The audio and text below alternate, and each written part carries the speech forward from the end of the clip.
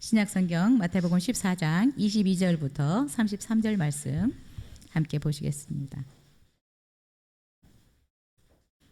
마태복음 14장 22절부터 우리 33절 말씀 한 목소리로 읽겠습니다. 시작. 예수께서 즉시 제자들을 채촉하사 자기가 무리를 보내는 동안에 배를 타고 앞서 건너편으로 가게 하시고 무리를 보내신 후에 기도하러 따로 산에 올라가시니라.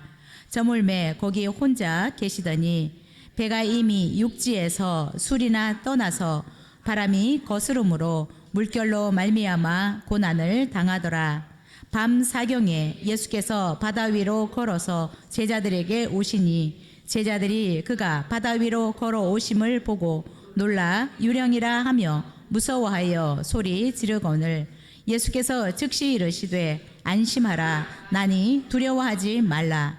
베드로가 대답하여 이르되 주여 만일 주님이시거든 나를 명하사 물 위로 오라 하소서 하니 오라 하시니 베드로가 배에서 내려 물 위로 걸어서 예수께로 가되 바람을 보고 무서워 빠져가는지라 소리질러 이르되 주여 나를 구원하소서 하니 예수께서 즉시 손을 내밀어 그를 붙잡으시며 이르시되 믿음이 작은 자여 왜 의심하였느냐 하시고 배에 함께 오르매 바람이 그치는지라. 배에 있는 사람들이 예수께 절하며 이르되 진실로 하나님의 아들이로소이다 하더라. 아멘. 우리가 계속해서 우리가 어떻게 하면 하나님의 기뻐하신 뜻을 따르고 살아갈 수 있을까를 전하고 있습니다. 하나님은 어떤 사람을 기뻐하시느냐? 주님께 시선을 고정하고 살아가는 사람을 기뻐하십니다.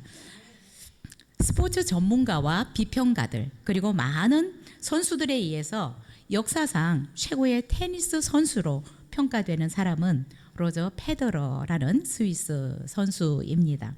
이 페더러는 2004년부터 2008년까지 237주 연속 세계 1위였고 호주 오픈, US 오픈, 윈블던 오픈, 프랑스 오픈 이 4개 대회를 우승하는 그랜드 슬램 단식 테니스 타이틀을 16개를 획득했다라고 합니다. 여러분 지금까지도 페더러는 활동을 하고 있는데 페더러가 어떻게 이런 명성을 얻을 수 있었을까? 특별한 이유가 있다고 생각이 됩니다. 무엇보다도 페더러는 성실하고 최선을 다해서 연습하고 훈련하는 선수라고 합니다. 그리고 또 하나 그가 정말 최선을 다해서 훈련하는 것이 있는데 눈을 공에서 떼지 않는 훈련을 끊임없이 하고 있다고 합니다. 이 페더러가 이 스트로크하는 장면을 슬로우 비디오로 재생해 보면은 250km로 이 작은 공이 테니스 공이 날아오는데 그의 시선이 흔들림이 없다고 합니다. 우리는 날파리만 날아와도 눈을 깜빡거리게 되는데 250km로 날아오는 공을 보면서도 전혀 시선이 흔들리지 않는다라고 합니다. 공에서 눈을 떼지 않는 이 집중력이 그를 세계 최고의 선수로 만든 비결이다라고 얘기하고 있습니다. 페더러뿐만 아니라 권투 선수들도 얼굴을 향해서 날아오는 이 주먹을 향해서 눈을 떼지 않는 훈련을 해야 합니다. 날아오는 이 훅을 피해서 눈을 감는다면 그 선수는 좋은 결과를 얻을 수 없을 것입니다. 여러분 시선을 고정하는 훈련은 이런 운동선수만 해야 하는 것은 아닌 것 같습니다. 예수님을 믿는 우리 성도님들도 하나님을 바라보는 이 훈련, 하나님께 우리의 시선을 고정하는 훈련을 끊임없이 해야 될 필요가 있다라고 생각이 됩니다. 성경은 신약이든 구약이든 끊임없이 우리에게 강력하게 말씀하시는 것이 있는데 하나님의 자녀들이 또 이스라엘 백성들이 이 세상의 것들이나 어떤 사람이나 어떤 상황이 아닌 하나님을 집중적으로 바라보는 훈련을 할 것을 말씀하고 있습니다.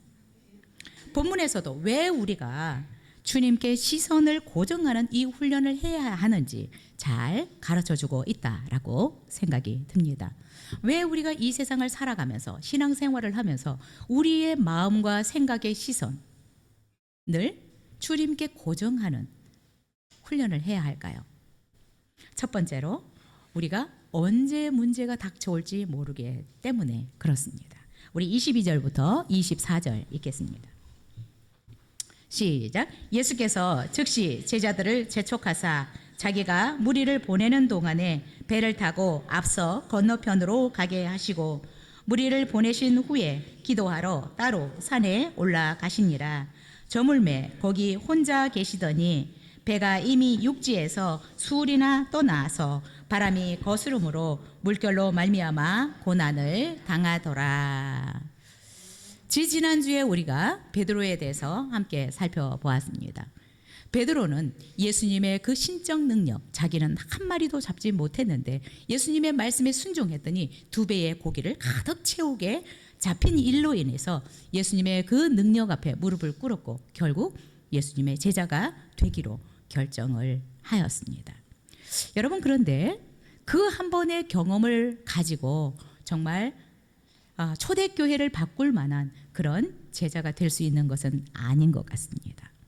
진정으로 제자는 하루아침에 되는 것이 아니라 베드로처럼 연습과 훈련을 통해서 만들어진다라고 생각이 듭니다. 오늘 말씀의 배경을 잠깐 설명을 하면 이렇습니다. 예수님의 말씀을 듣기 위해서 수많은 사람들이 예수님께 몰려왔습니다. 그러자 예수님은 이 수많은 사람들을 벳세다 들판에 모이게 해서 말씀을 전하시고 너무 배가 고파서 가는 길에 기진할까 봐 여기에서 이들을 먹여서 보내야 되겠다라고 생각을 하셨습니다. 그런데 마침 어린이가 자기 도시락으로 가지고 온 물고기 2마리와 떡 5개가 있었습니다. 그것을 축사하시니까, 예수님이 축복하시니까 이 물고기 2마리와 떡 5개로 남자만 5,000명을 먹이고도 12바구니가 남았습니다. 여러분, 아무것도 살 수 없는, 만들 수도 없는 이 들판에서 떡과 생선을 참여한 거의 10,000명 정도는 되지 않겠어요? 여자와 어린이를 포함하면 이렇게 많은 무리들을 먹이는 예수님의 능력을 보면서 사람들은 흥분되기 시작했습니다. 그래서 수군거리기 시작했습니다. 예수님만 함께 하시면 우리가 먹는 걱정을 안 해도 되겠다. 오병이어로 10,000명을 먹일 수 있는 능력이라면 우리가 먹는 거는 걱정하지 않아도 되겠다. 이런 수군거림이 있지 않았을까라는 생각이 듭니다. 또 하나는 이만한 능력을 가진 분이라면 지금 우리가 로마의 지배하에 있는데 이 나라를 해방시켜 줄 수도 있지 않을까 웅성거리기 시작했습니다. 근데 참 이상하게 예수님의 제자들도 얼마나 흥분이 됐겠어요. 와, 이제 우리 선생님 덕분에 우리도 뭔가 한 자리씩 할 수 있겠다라는 꿈을 꿀 수 있었을 것입니다. 그런데 이 흥분이 채 가시지도 않았는데 예수님은 무리들을 서둘러서 집으로 보내기 시작하셨습니다. 그리고 예수님의 제자들도 빨리 배를 타고 가라고 명령을 하셨습니다. 재촉을 하셨습니다. 왜 예수님이 이렇게 하셨는지는 오늘 본문에는 잘 나타나지 않는데, 왜 예수님이 이렇게 하셨을까? 조금 예수님의 그 의도를 알 수 있는 본문이 요한복음 6장입니다. 똑같은 장면이 있는데, 예수님은 왜 이렇게 제자들을 배를 타고 빨리 가라고 재촉을 하셨을까? 6장 16절에 보니까 날이 저물었다라고 말씀하고 있습니다. 날이 저물매 제자들이 바다에 내려가서 배를 타고 가버나움으로 가는데, 지금 베세다 들녘에서 가버나움으로 가려고 하면 육로로 걸어서 가면 너무 시간이 많이 걸려요. 그러나 제자들은 배를 타고 빨리 서둘러서 가버나움으로 가도록 말씀하셨습니다. 날이 어두워지니까 제자들을 빨리 배를 타고 가도록 재촉하셨다라고 생각할 수 있고요. 또 하나는 예수님이 이런 초자연적인 능력을 행하시니까 사람들은 웅성거리기 시작했습니다. 예수님이 구약에 말씀하셨던 우리에게 보내주신다고 하는 바로 그 선지자인가 봐. 그래서 이들 안에는 어떤 마음이 생겼냐? 우리가 예수님을 잡아서 우리의 임금을 삼자. 이런 움직임들이 웅성웅성하는 움직임들이 있었던 것 같아요. 그래서 이런 얘기들을 들으면 예수님의 제자들은 헛바람이 들어 더 세게 들어갈 수 있어서 그런지 예수님이 어떻든 제자들을 빨리 재촉해서 보냈습니다. 자, 그런데 예수님은 이 제자들과 무리들을 보내시고 예수님은 따로 산에 기도하러 올라가셨다라고 말씀을 하셨습니다. 자, 예수님은 기도하러 가시고 제자들은 지금 이제 밤에 깜깜한데 지금 베세다에서 가버나움으로 가고 있습니다. 벌써 이제 배가 출발을 해서 벌써 술이나 떠났는데, 그러니까 뭐 그 바다 가운데 있는 거죠. 호수 가운데쯤 왔는데 날은 어두워졌어요. 그런데 거센 풍랑이 일어서 배가 앞으로 나갈 수가 없게 된 것입니다. 여러분, 조금 전에 예수님이 행하신 그 놀라운 기적을 보고 떠나는데 지금 제자들의 상황은 어떤 상황입니까? 죽을 지경에 이른 것입니다. 죽을지도 모르겠다라고 하는 상황에 직면하게 되었습니다. 여러분, 이 갈릴리 호수가 그 이스라엘에는 크기 때문에 이거를 호수지만 바다라고 부르기도 하는데, 이 갈릴리 호수는 기류가 급격하게 변하면 돌풍이 갑자기 불어서 예상치 못하게 큰 풍랑이 이는 호수라고 합니다. 그래서 제자들은 이 밀려오는 거센 물결로 인해서 극심하게 이 고난을 당하였다라고 얘기를 하는데, 학자들은 이 고난이 산모가 해산하는 고통과 같은 그런 고통의 강도로 표현을 하고 있습니다.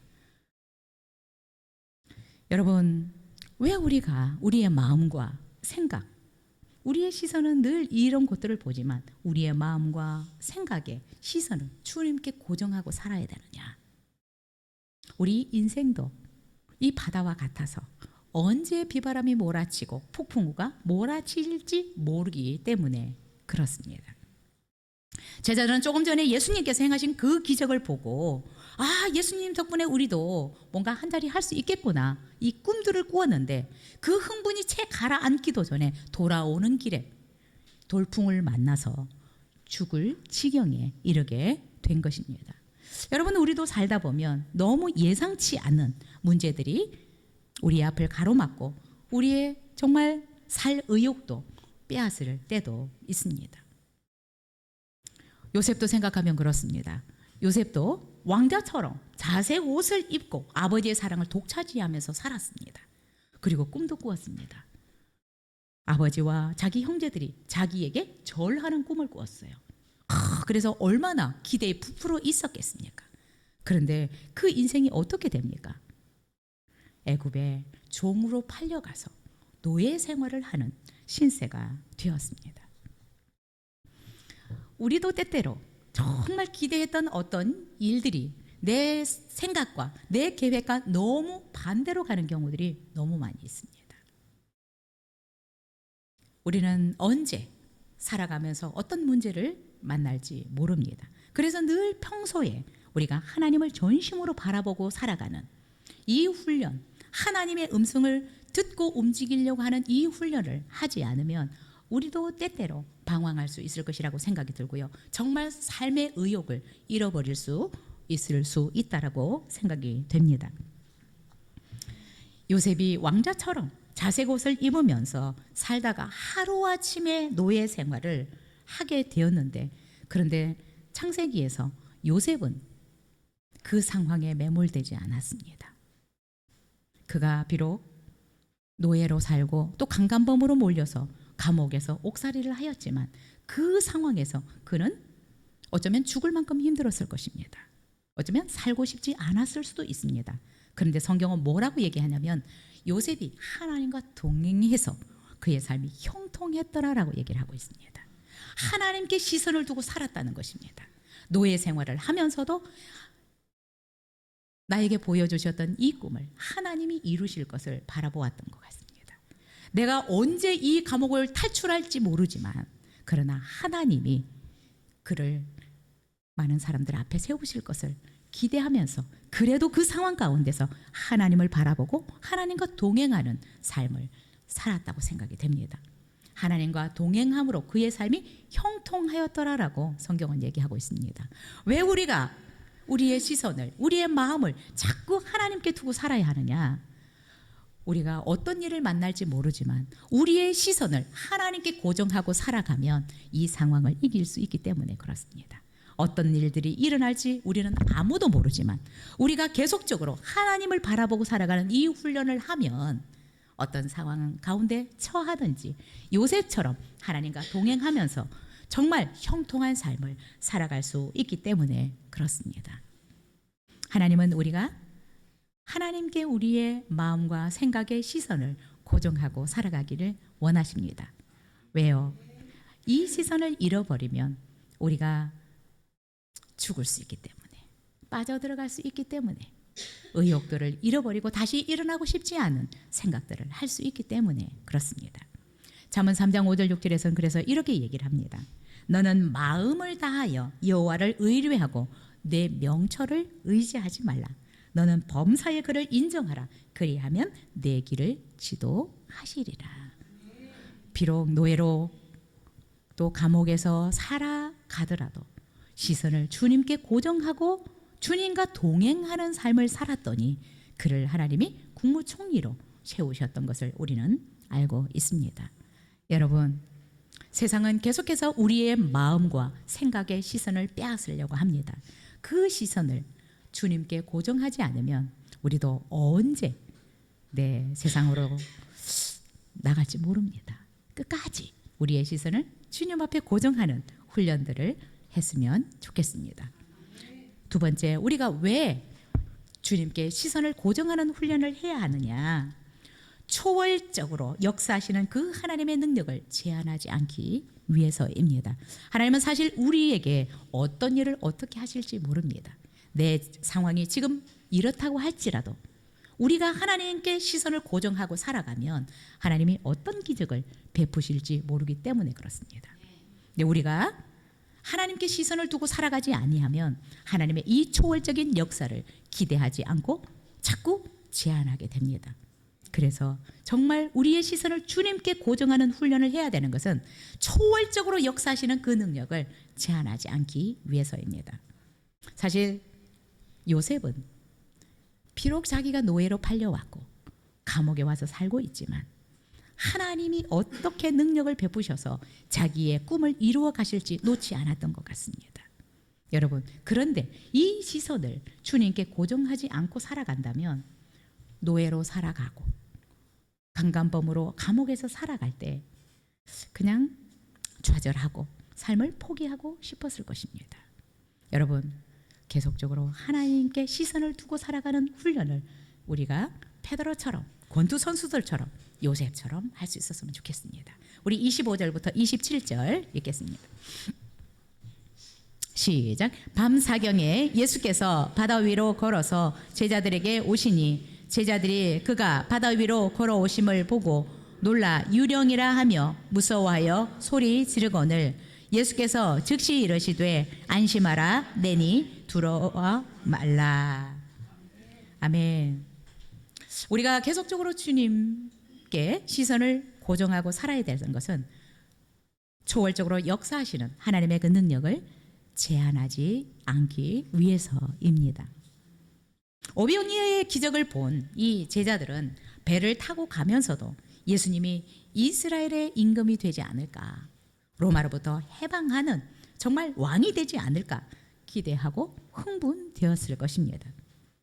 그런데 중간쯤 왔는데 역풍이 불어와서 앞으로 나갈 수 없는 지경에 이르렀습니다. 여러분, 근데 밤 바다 저는 무섭더라고요. 밤을 저는 이제 바다를 별로 좋아하지는 않는데 무서운 것 같아요. 그런데 깜깜한 밤에 그리고 앞에서 바람이 불어오니까 이 배가 앞으로 나갈 수가 없는 것입니다. 아무리 안간힘을 써도 수단과 방법을 다 동원해 봐도 이 배가 앞으로 나갈 수가 없는 것입니다. 그래서 제자들은 정말 고난이 극심했다라고 성경은 얘기하고 있습니다. 죽음에 대한 두려움이 밀려왔을 것입니다. 예수님이 행했던 기적은 까마득하게 잊어버리고 예수님이 생각도 안 났을 것 같아요. 여러분, 이런 상황에서 주님이 생각나면 삽니다. 이런 상황에서도 예수님이 떡 5개와 물고기 2마리로 5,000명을 먹이셨지. 이분이 생각나면 살 수 있어요. 자, 그런데 이런 상황에서 초자연적인 능력으로 5,000명을 먹이셨던 예수님이 이 제자들에게 생각이 났을까? 안 났을 것 같아요. 죽음이 두려웠을 것 같습니다. 그 공포가 밀려와서 정말 예수님의 그 초월적인 능력을 보고서도 까마득하게 잊어버렸을 것 같습니다. 그래서 여러분, 우리는 이런 상황들을 대비해서 늘 연습해야 될 것 같아요. 주님께 내 마음과 생각의 시선을 고정하는 훈련. 내가 어떤 상황 가운데 처하든지 주님을 생각하는, 주님의 그 초월적인 역사, 능력을 가지신 분이라는 것을 우리가 생각하고 바라볼 수 있는 훈련. 내 상황이 어떠하든지 여러분, 이 훈련을 계속해서 한다면 우리가 정말 이런 상황이 왔을 때 주님을 생각할 것이고 초자연적인 역사를 행하실 것을 기대할 수 있을 것이라고 생각이 듭니다. 여러분, 그런데 우리는 우리의 시선을 놓칠 때가 많습니다. 이런 기적을 지금 몇 시간 전에 봤는데 우리의 시선은 주님을 향해서 정말 완전히 없어졌지만 주님은 우리를 잊지 않은 것 같아요. 그래서 어떻게 합니까? 주님은 늘 우리를 바라보고 계십니다. 우리를 살펴보고 계십니다. 그래서 예수님이 제자들이 지금 끙끙 매고 있고 고난 가운데 있고 정말 그 두려움 가운데 있는 것을 아시고 어떻게 해요? 밤 사경에, 새벽 3시부터 6시까지를 밤 사경이라고 하는데 가장 깜깜할 때 예수님이 지금 이 제자들을 도우려고 바다 위를 달려오고 계십니다. 초자연적인 역사를 예수님은 또 행하시기 위해서 그 바다를, 밤바다를 달려오고 있습니다. 여러분, 우리가 계속 주님을 우리 마음속에서 떠올리고 늘 정말 하나님의 그 능력, 하나님의 사랑, 하나님의 은혜, 하나님의 복, 이런 것들을 계속해서 떠올리고 살아간다면 정말 주님이 우리 가운데 나타나셨을 때도 그분을 알아볼 수 있습니다. 또한 주님은 어떤 일도 다 하실 수 있다라고 생각하기 때문에 초자연적인 능력도 우리가 제한하지 않습니다. 풍랑으로 인해서 두려움에 사로잡혀 있는 제자들을 향해서 예수님은 기도하시다가 달려오셨습니다. 그런데 어떻습니까? 까마득하게 예수님을 잊어버리고 있던 제자들은 유령이다, 귀신이 나타났다, 두려워서 더 무서워서 떨었습니다. 풍랑이 무서웠었는데 풍랑보다 귀신이, 유령이 더 무서운 거예요. 우리도 그렇잖아요, 그렇죠?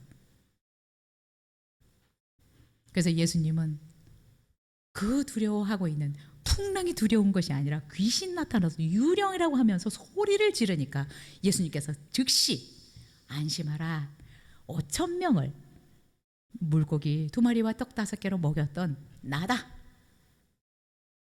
초자연적인, 초월적인 능력을 가지신 분은 그렇게도 하실 수 있지만 이 밤에 바다도 걸어오실 수 있잖아요. 예수님은 즉시로 안심을 시켰습니다. 나다. 안심해라. 두려워하지 말아라. 무서워하지 말아라. 라고 예수님이 제자들을 안심시켰습니다. 여러분, 예수님의 다른 이름은 임마누엘입니다. 하나님이 늘 함께 해주시겠다라는 것입니다. 제자들은 그들 혼자 배를 타고 가는 줄 알고 있는데 그분은 그들과 함께 하고 계셨고 그들의 시선은 주님을 바라보지 못하고 풍랑을 바라보고 있었지만 그러나 예수님의 시선은 여전히 그들에게 있었습니다. 초월적인 능력을 가지신 예수님은 우리와 늘 함께 하고 계십니다. 늘 함께 하고 계십니다.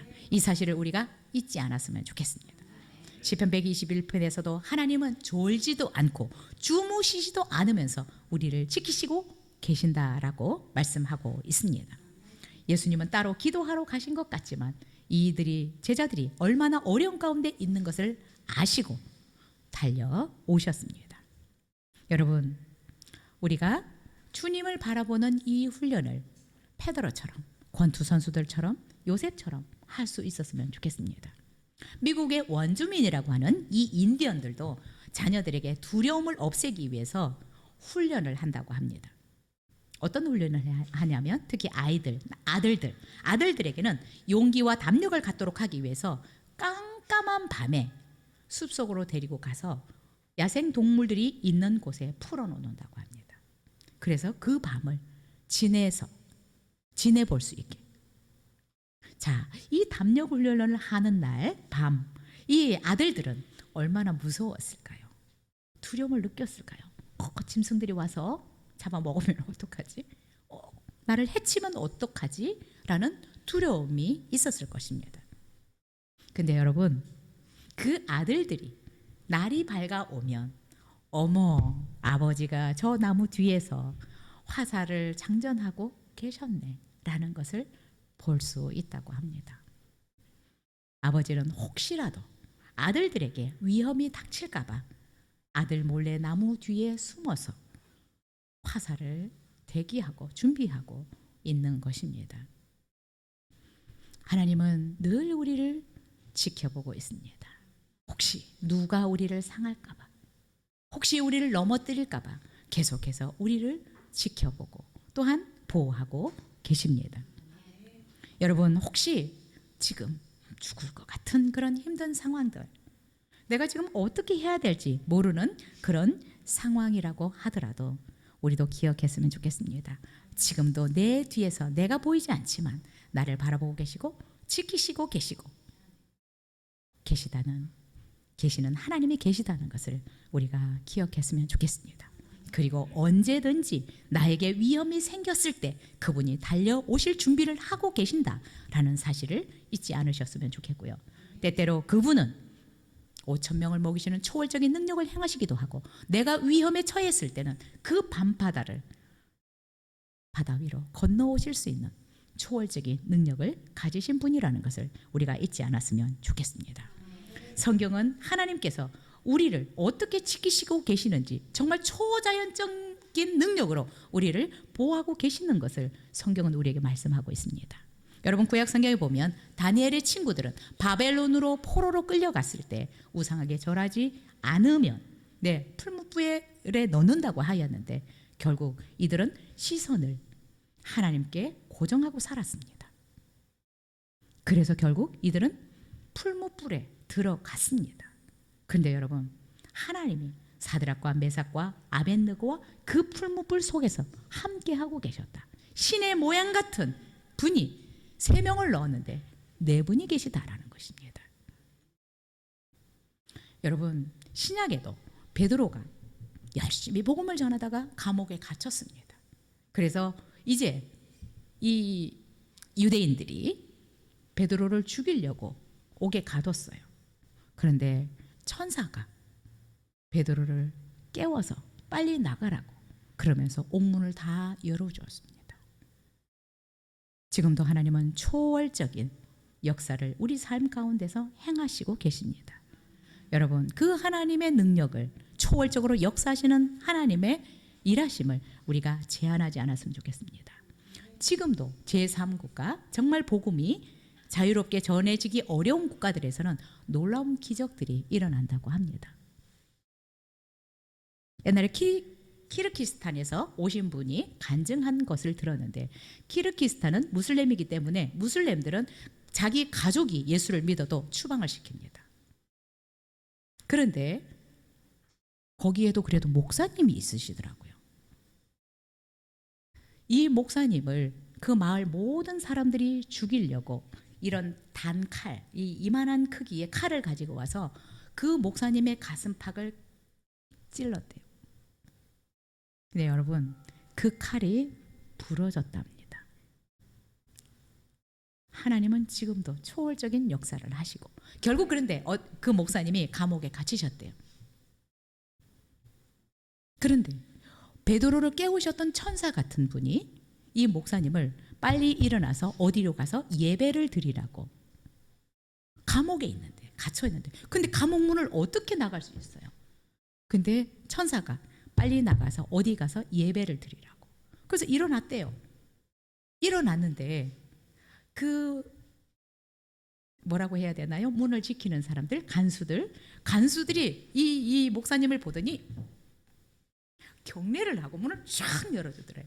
근데 그 다음 문을 또 나왔는데 쫙 하면서 또 열어주고, 그래서 진짜 하나님께서 말씀하신 그곳에 가서 예배를 드렸대요. 근데 이 목사님이 도망가지 않고 다시 돌아가라는 말씀을 주셔서 돌아오는데, 이거 이제 나올 때는 나왔는데 어떻게 다시 들어가나, 똑같은 일이 벌어졌대요. 탁 가서 문을 쫙 들어오십시오. 탁 하고, 야, 그런데 더 놀라운 사실이 있다라고 간증했습니다. 이 게시판에 오늘 일을 열심히 한 사람이라는 명단이 있었는데, 그날 자기는 예배를 드리고 왔는데 그 명단에 목사님의 이름이 적혀 있었다고 합니다. 우리는 상상할 수 없는 일이고 이해가 안 된 일이지만 하나님은 지금도 초월적인 능력으로 역사하고 계시다라는 것입니다. 우리가 그런 능력을 가지신 분을 제한하지 않았으면 좋겠고요. 그분이 우리의 아버지라는 사실, 지금 우리를 지키시고 보호하고 계시는 분이라는 것을 잊지 않았으면 좋겠습니다. 자, 우리 마지막으로 세 번째 살펴보겠습니다. 28절부터 31절 같이 읽겠습니다. 시작. 베드로가 대답하여 이르되 주여, 만일 주님이시거든 나를 명하사 물 위로 오라 하소서 하니, 오라 하시니 베드로가 배에서 내려 물 위로 걸어서 예수께로 가되 바람을 보고 무서워 빠져가는지라 소리질러 이르되 주여 나를 구원하소서 하니, 예수께서 즉시 손을 내밀어 그를 붙잡으시며 이르시되 믿음이 작은 자여 왜 의심하였느냐 하시고. 여러분, 왜 우리가 우리의 마음과 생각의 시선을 주님께 고정하는, 주님을 바라보는 훈련을 해야 되느냐? 하나님의 기이한 역사를 보고 살기 위해서입니다. 여러분, 우리가 주님을 바라볼 때 정말 상상할 수 없는 일을 행하십니다. 오늘 본문에서도 바다 위로 걸어오시는 이 예수님이 유령이 아니라 5천 명을 먹이신 나다라고 말씀하시니까, 베드로가 주님이시면, 5천 명을 먹이셨던 그 주님이시라면 예수님 저에게 좀 명령해 주십시오. 저도 바다 위로 걸어오라고. 그랬더니 오라라고 예수님이 말씀하셨습니다. 그래서 베드로는 배에서 내려서 예수님을 바라보면서 여러분 바다 위로, 호수 위로 걸어갔습니다. 여러분, 이건 말이 안 되잖아요. 몸무게가 적어도 50kg는 넘었을 것 같은데 어떻게 그 50kg의 몸무게를, 50kg만 되겠어요? 남자가 어부인데 그 사람이 어떻게 물 위로 걸어갈 수 있었을까? 주님께 시선을 고정할 때는 이런 일들이 우리에게도 일어날 수 있습니다. 베드로가 주님을 바라보고 갈 때 여러분 배에서 내려서 바다 위를 걸어갔습니다. 우리가 주님께 시선을 고정하고 살아가면 이런 초자연적인 하나님의 능력을 보고 살아갈 수 있습니다. 그런데 여러분, 베드로가 예수님을 바라보다가 시선을 바람에게 빼앗겼습니다. 예수님을 바라보고 갔으면 정말 엄청난 거리를 예수님과 함께 손잡고 걸어갈 수 있었을 텐데 시선이 또 바다로 떨어졌습니다. 시선이 또 풍랑에 머물렀습니다. 참 놀랍게 예수님을 바라보고 갈 때는 풍랑이 두렵지 않았어요. 무섭지 않았어요. 그런데 순간 시선이 풍랑으로 떨어지니까 이게 몸이 가라앉기 시작하는 것입니다. 몸이 물에 빠지기 시작하는 것입니다. 베드로는 풍랑 때문에 두려웠던 것보다 자기가 지금 물에 빠져가면서 더 무서움을 느꼈을 것입니다. 여러분, 물에 빠져보셨어요? 빠져보신 분? 죽을 뻔한, 이게 진짜 그래서 저도 물을 별로 안 좋아하거든요. 예, 죽을 뻔했기 때문에 오르락 내려가면서 베드로가 엄청 무서웠을 것입니다. 풍랑보다 더 무서웠을 것이죠. 어떻게 빠져들어가니까. 그래서 베드로는 소리칩니다. 주여 살려주십시오. 저 좀 건져주십시오. 구원하여 주십시오. 저 좀 건져주십시오. 라고 소리를 질렀습니다. 예수님은 참 즉시로 손을 내밀어서 베드로를 붙잡아 주셨습니다. 그리고 베드로에게 믿음이 작은 자야 라고 책망하셨습니다. 여러분, 베드로는 풍랑보다 예수님을 더 작게 여기셨던 것 같습니다. 믿음이 작다라고 하는 것은 어떤 사건보다 어떤 사람보다 주님을 작게 여긴다라는 의미입니다. 예수님의 능력을 보고도 그는 예수님을 믿지 못했습니다. 의심했습니다. 여러분, 우리가 정말 주님을 바라보고 주님이 행하실 일을 계속 믿을 때 그의 믿음만큼 우리는 하나님의 그 전능하심을 경험할 수 있습니다. 여러분, 우리가 어떤 것보다도 우리의 마음과 생각의 시선이 주님께 고정하는, 주님을 바라보는 이 훈련을 하고 살아야 될 것 같습니다. 여러분, 우리나라 지금 이렇게 잘 사는 것 같지만 어떻게 될지 모릅니다. 기술이 발달하고 과학이 발달해가지만 이 세상이 어떻게 변할지 모릅니다. 누구도 우리를 보장해 줄 수 없습니다. 그래서 여러분, 우리는 기도해야 되고 하나님을 바라보고 살아가는 훈련을 해야 하는 것입니다. 우리의 마음과 생각의 시선을 놓치면 우리는 어떤 조그마한 문제도, 여러분 어디 조금만 아파도 두려움을 느끼듯이 두렵고 걱정될 것이고 무서움을 느낄 수 있을 것입니다. 여러분, 주님을 향한 시선을 잃어버리면 우리는 작은 문제가 와도 엄청 겁이 나게 돼요. 어떤 분을 보니까 조그마한 문제만 생겨도 덜커덕 이 가슴이 내려앉는 것 같아요.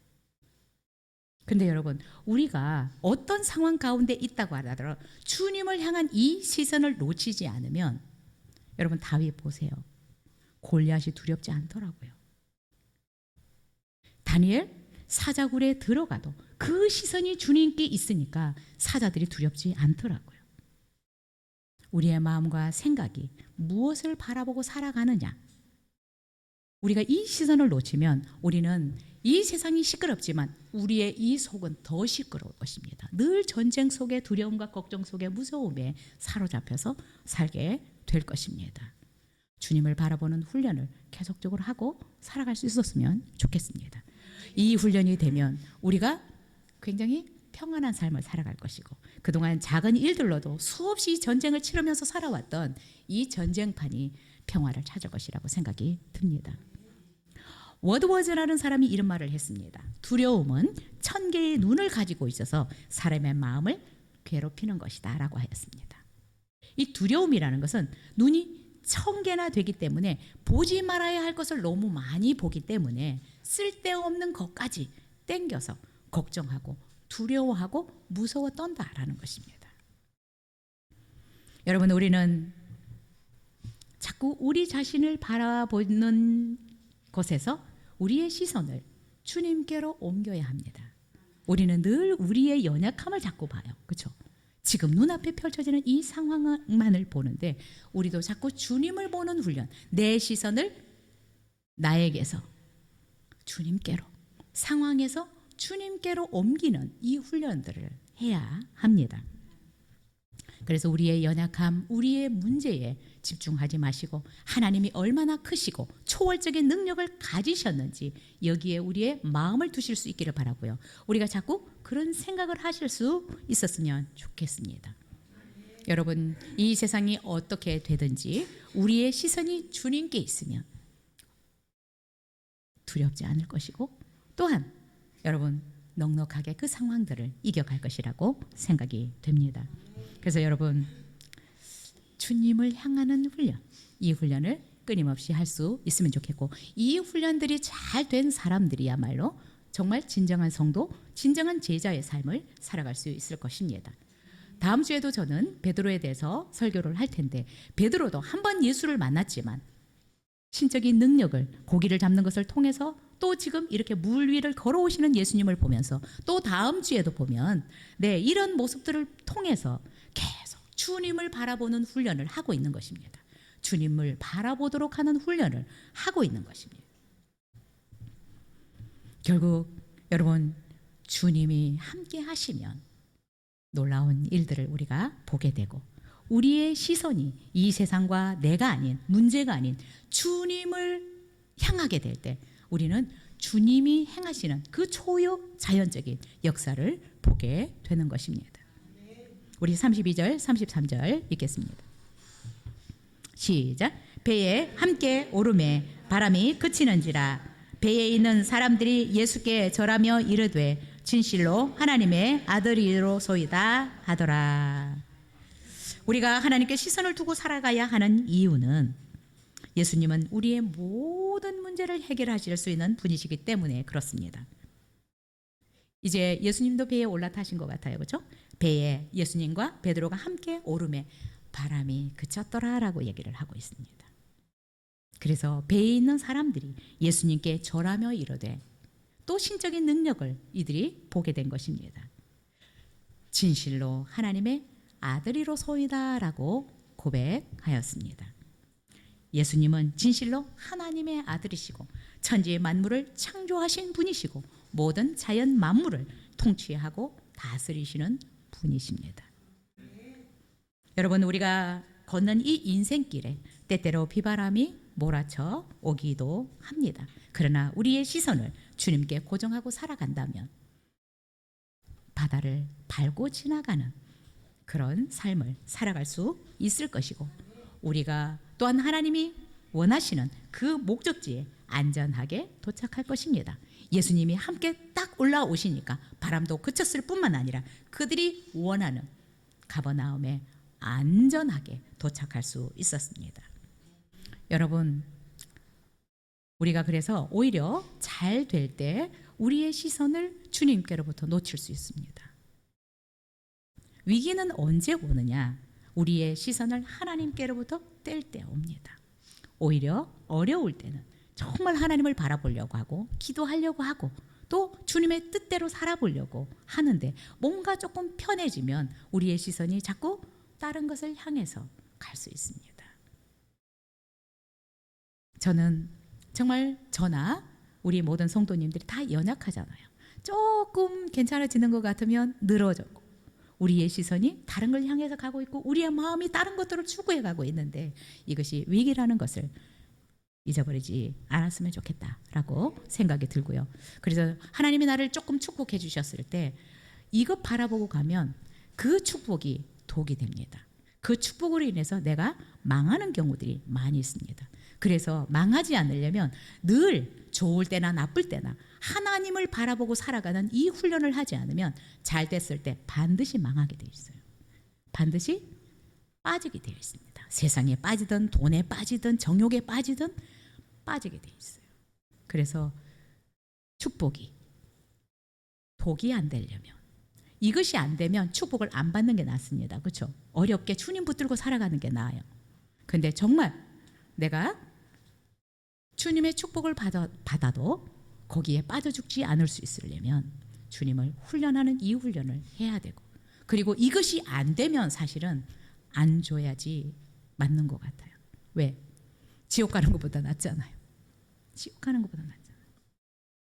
자, 위기는 하나님께로부터 우리의 시선이 멀어질 때 찾아옵니다.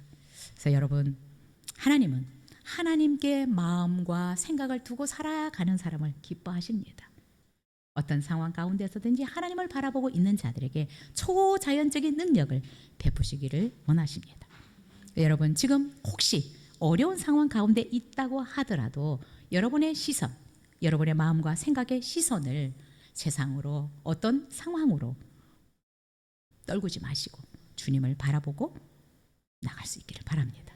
그러면 바다 위를 걸어가는 초자연적인 능력을 삶에서 경험하고 살아갈 수 있을 것입니다. 기도하겠습니다.